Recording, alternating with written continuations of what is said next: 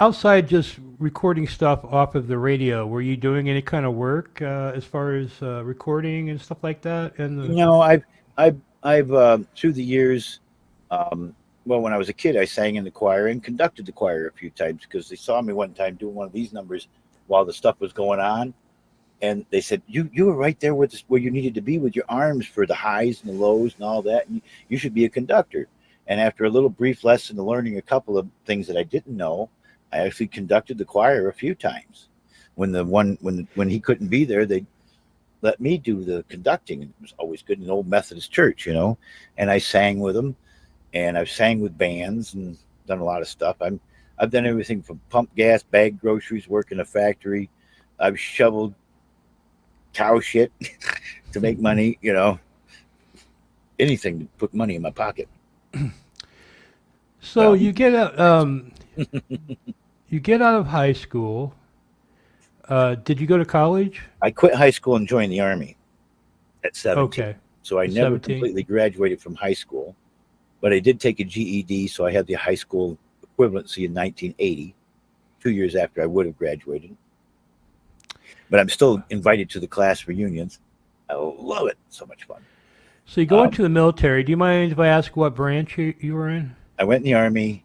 Um, I wasn't in there long enough to really say that I was there. I got a discharge. I was a scrawny little 130-pound weakling that could not meet up to the standards that they really wanted at that particular time because we were just out of Vietnam, basically, and building a new army that was all volunteer, and you're supposed to be able to quit if you want to, but when you volunteer, you don't just quit.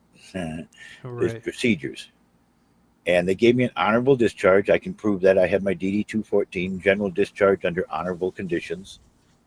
I was a trainee discharge. I got about a little over 6 weeks in, and they just they let me out. It says you just don't fit what we need.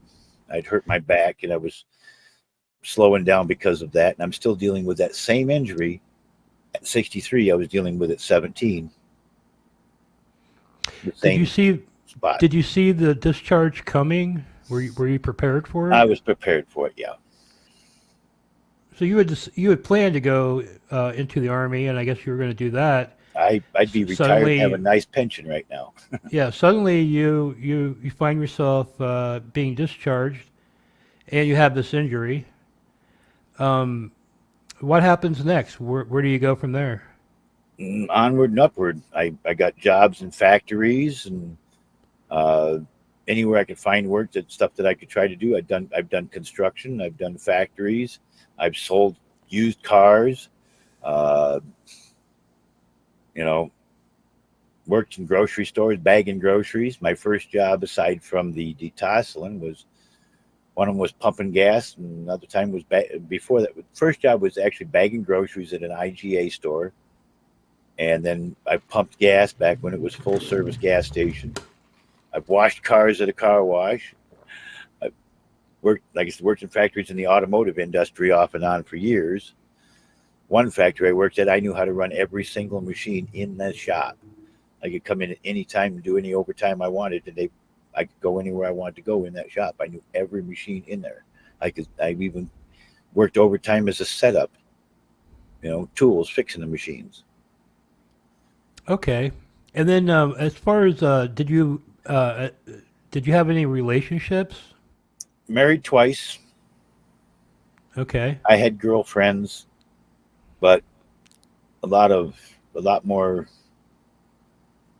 fuck buddies than girlfriends. That makes sense.